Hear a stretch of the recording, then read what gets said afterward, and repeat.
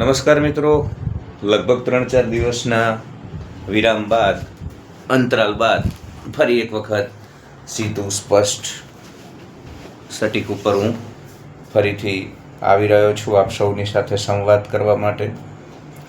જે લોકો મને રેગ્યુલર સાંભળે છે એ પરિવારના સદસ્યોને હું માહિતી આપું છું કે હું અમદાવાદ છું. મારા પિતાજીના કેન્સરના 4થા સ્ટેજની સારવાર માટે જે કિમિયોથેરાપી અને રેડિયેશનના શેક આપવાના હોય એ પ્રક્રિયાઓનો હિસ્સો બની અત્યારે અમદાવાદમાં છું. તો થોડા નાના વિડીયો બનાવી રહ્યો છું.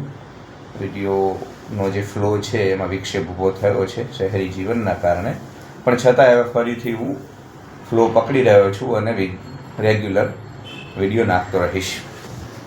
અત્યારે વાત કરવી છે ખજૂરભાઈની, નીતિન જાનીની, કે જેઓ અલગ અલગ 3 રીતે ગુજરાતના સમાજ જીવનમાં હંમેશા ચર્ચામાં રહ્યા, ખૂબ લોકપ્રિય રહ્યા. એક તો સૌથી વધુ ચર્ચામાં એ રહ્યા જ્યારે કીર્તિ પટેલ સાથે એમનો વિવાદ થયો હતો. કમનસીબે એ સિવાય પણ એ ચર્ચામાં રહેવા જોઈતા હતા. લોકભોગ્ય જે કામો કરે છે, દરિદ્ર નારાયણ ગરીબો અને જેને કોઈ પણ આધાર નથી હોતા એવા નિરાધાર લોકોને, ચાહે ઘરની છતની વાત હોય કે જીવન નિર્વાહનો પ્રશ્ન હોય, એવા દિવ્યાંગજનો દરિદ્ર નારાયણની સેવામાં હંમેશા તત્પર રહ્યા. તો એની ચર્ચા તો થઈ જ થઈ, પણ સૌથી વધુ કીર્તિ પટેલ સાથેના વિવાદોની ચર્ચા થઈ. એમની સામે પણ આંગળી ચીંધવામાં આવી, એમના વ્યક્તિત્વને છિન્ન ભિન્ન કરવાની કોશિશ કરવામાં આવી. પણ મને હજી કેટલીક સારી બાબતો ખજૂરભાઈની, નીતિન જાનીની ગમે છે. એમાંની એક વાત એ છે કે એ ખૂબ જ મજબૂત વ્યક્તિત્વ ધરાવે છે. એક આલ્ફા મેલ, એક સિગ્મા મેલ કેવો હોય ને એ તમારે જોવું હોય તો તમે નીતિન જાનીને જોઈ શકો. એ બિલકુલ હલતો નથી. કીર્તિ પટેલ સાથેનો વિવાદ અને ત્યારબાદની નકારાત્મક પબ્લિસિટી ખૂબ જ કોઈ પણ માણસને તોડી નાખે એવી હતી. પણ ખજૂરભાઈ સતત સેવાકીય કાર્યો કરતા રહ્યા અને ધંધો પણ ઘણી બધી જગ્યાએ એમને તેલની ફેક્ટરી, તેલનું પ્રોડક્શન શરૂ કર્યું હતું, ડબ્બાઓમાં વેચવાનું, એટલે વ્યવસાય પણ કરતા રહ્યા અને સેવાકીય કાર્ય કરતા રહ્યા. તો વિપરીત સંજોગોમાં માનસિક સ્થિરતા જાળવવાની એમની જે એક તાકાત છે એ ખૂબ જ વંદનીય છે, પ્રશંસનીય છે. I appreciate him for that. એ સિવાય એમની કોમેડી કે જેનાથી એ પોતે સેલિબ્રિટી બને. એમનો કોમેડી વિડીયો અબાલ વૃદ્ધ સૌ, એવું નહીં કે ભાઈ નાના બાળકો જ જુએ. નાના બાળકો પણ ખજૂરભાઈના વિડીયો જુએ, યુવાનો પણ જુએ, અને ગામડે બેઠેલા સીસીટીવી જેવા આપણા ડોસા ડોશીઓ પણ વિડીયો જુએ કે જે જીવનની પાનખરમાં છે. એટલે ગુજરાતના સમાજ જીવનમાં જે કોઈ મનુષ્ય છે એ બધા જ ખજૂરભાઈના વિડીયો હંમેશા જુએ. એટલે એ રીતે પણ એમની ખૂબ જ લોકપ્રિયતા. અને સ્વાભાવિક છે કે શરૂઆતમાં તમારી પાસે જ્યારે પૈસો ન હોય, પ્રસિદ્ધિ ન હોય, ત્યારે પહેલાં તમને એવું હોય કે એક વખત પૈસો મળી જાય ને પછી કશું નથી જોઈતું. પણ પૈસો મળ્યા પછી તરત જ માણસને પ્રસિદ્ધિની ભૂખ હોય છે, અને ત્યારબાદ પ્રસિદ્ધિ મળે ત્યારબાદ સત્તાની ભૂખ આવે. તો આ ખૂબ જ સ્વાભાવિક ક્રમ છે, નૈસર્ગિક ક્રમ છે. દરેક મનુષ્ય આનો અનુભવ કરે. જે કોઈ વિડીયો જોઈ રહ્યા છે એમને હું દાવા સાથે કહી શકું કે તમારી પાસે કશું નહોતું ત્યારે તમને પૈસો જ સર્વોપરી લાગતો હોય. એવું થાય કે એક વખત પૈસો મળી જાય એટલે ગંગા નહાયા.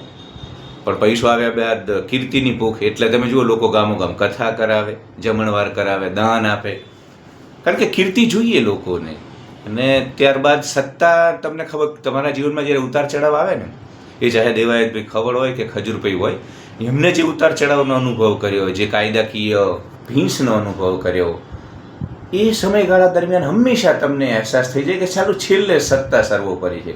તમે ગમે તેવી મોટી મોટી વાઘના કુલા ફાડે એવી મોટી મોટી વાતો કરો સ્ટેજ ઉપરથી, પણ તમારે જામીન જોઈતા હોય ને, અથવા તમારી ઉપર જ્યારે કાયદાનો સકંજો કસવામાં આવે ત્યારે તમારે સાહેબ ધારાસભ્યને ફોન કરવો પડે, સાંસદ સભ્યને ફોન કરવો પડે, મંત્રીઓને ફોન કરવો પડે. એટલે ત્યારે માણસ ખૂબ જ પોતાની જાતને છે ને એ એકદમ એવી સ્થિતિમાં જુએ છે કે જ્યારે એ નિર્બળ મહેસૂસ કરે. તો ત્યારે એને સત્તાની જે તાકાત છે ને, 3 પ્રકારની શક્તિઓની હું હંમેશા વાત કરું છું કે માતા લક્ષ્મી હોવી જોઈએ, સત્તા એટલે કે સરસ્વતીથી સત્તા હોવી જોઈએ, અને બાહુબળ, મસલ્સ એટલે કે કાળિકામાં, દુર્ગામાં. આ ત્રણેય શક્તિની આરાધના એટલા માટે જ કરવાની કે આ 3 વસ્તુ, મતલબ જે શક્તિઓ છે એનાથી જ તમે આ સંસાર સમાજના જંગલમાં રાજ કરી શકો. એટલે એમને રાજકોટમાં એક ભાષણ દરમિયાન લોકોને સંબોધિત કરતા હતા ત્યારે યુવાનોને હાકલ કરી છે કે 2027માં સારા કાર્યો માટે રાજનીતિનો હિસ્સો બનો, હું પણ બનીશ એક રીતે એમને સીધા એક જેને કહેવાય ને કે લોકોને નિર્દેશ આપી દીધો છે, ઈશારો કરી દીધો છે કે હું રાજનીતિમાં આવવાનો છે. તો ઘણા બધા લોકો અલગ અલગ પ્રકારના વિડીયો બનાવી રહ્યા છે. મેં હમણાં અભ્યાસ કર્યો કે ભાઈ હવે એમને સત્તાની ભૂખ જાગીને એ એટલા માટે સેવાકીય કાર્યો કરતા હતા કે ભવિષ્યમાં રાજનીતિમાં આવી શકાય ને. તો એવું નથી હોતું મિત્રો. અને એવું કરતાં કરતાં પણ સેવાકીય કાર્યો કરે તો ઘણી સારી વાત છે. તમને વિજય માલ્યા બિયરની ફેક્ટરીઓ બનાવી ગોવાથી પૈસા કમાય તો કોઈ વાંધો નથી હોતો.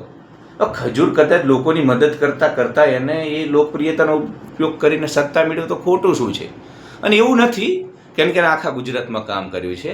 આ પ્રકારના રાજકીય મહત્વાકાંક્ષા અથવા તો ઉદ્દેશ્ય લક્ષ્ય સાથે કામ કરનારા લોકો ચોક્કસ પોકેટમાં કામ કરે, ચોક્કસ ધારાસભા ક્ષેત્રની અંદર કામ કરે. એને અંબાજીથી ઉમરગામ, સૌરાષ્ટ્રથી કચ્છ ઘણી બધી જગ્યાએ કામ કર્યું છે.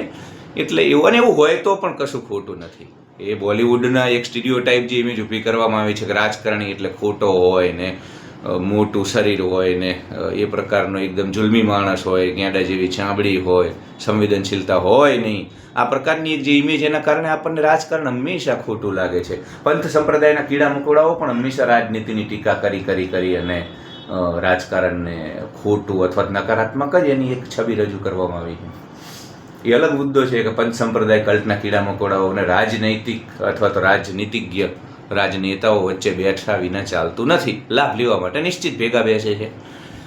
એટલે ખજૂરભાઈનું રાજકારણમાં જે આગમન છે એને આવકારું છું. એ ચાહે ખજૂરભાઈ હોય, નીતિન જાની હોય અથવા તો દેવાયત ખવડ હોય. નિશ્ચિત 2027માં યુવાનોએ રાજકારણમાં આવવું જોઈએ. રાજા જનક પણ રાજકારણી હતા, કૃષ્ણ પણ રાજકારણી હતા, રામ પણ રાજકારણી હતા અને નરેન્દ્રભાઈ રાજકારણી હતા. એટલે 370ની કલમ નાબૂદ થઈ છે. કોમન સિવિલ કોડ જેવા કાયદાઓ કાલ ઉઠીને આવશે જે ભારતીની સનાતનની રક્ષા કરશે. એટલે ભાઈ રાજનીતિમાં આવ્યા વિના હજારો વર્ષો સુધી ભારત વર્ષને મદદ કરનારા, ભારત વર્ષને સબળ બનાવનારા નિર્ણયો લઈ શકાતા નથી. એટલે ખજૂરભાઈ આવતા હોય તો એમનું પણ સ્વાગત છે અને દરેકને હક છે. ભાઈ પૈસા પ્રસિદ્ધિ બાદ સત્તા મેળવવાનો દરેકને હક છે અને એ માટે સૌએ પ્રયત્ન કરવો જોઈએ. તો સેવાકીય કાર્યો એટલા માટે કરવામાં આવતા હતા. અને તો ભાઈ નિસ્વાર્થ કોણ છે મને કહો. તમે તમારા અંતરાત્મામાં જોજો કે નિસ્વાર્થ કોણ છે. પરિવારમાં પણ આપણે નિસ્વાર્થ નથી હોતા, માતા પિતા સાથે પણ નિસ્વાર્થ નથી હોતા. તો જાહેર જીવનનો માણસ કઈ રીતે તમે નામદેવ, તુકારામ, નરસિંહ મહેતા જેવો હોય એવી અપેક્ષા રાખો છો? તો જે હોય એ યુવાનો આવે. યુવાનો આ દેશનું ભવિષ્ય છે અને ખુલ્લા હાથે ધન વાપરનારા ખજૂરભાઈ જેવા લોકો નિશ્ચિત રાજકારણમાં આવે. કેમ કે એ જો પોતાનું ધન આટલું બધું વ્યક્તિગત વાપરી શકતો હોય એ માણસ, અથવા તો દાન ભેગું કરી પોતાની શક્તિથી કરી શકતો હોય, તો કાલ ઉઠીને એને જ્યારે ગ્રાન્ટ મળશે, એને જ્યારે સ્ટેટ સહયોગ કરશે, રાજ્ય સહયોગ કરશે, ત્યારે એ શું નહીં કરી શકે. So I absolutely welcome this decision of mister Nitin Jani Khajurbhai to become part of politics. અને જે પણ લોકો વિડીયો જુએ છે એ સૌને અપીલ કરીશ કે લાઇક, શેર અને સબસ્ક્રાઈબ, વિડીયોને હાઇપ કરજો. કેમ કે એનાથી મને સહયોગ મળે છે, મારો ઉત્સાહ વધે છે.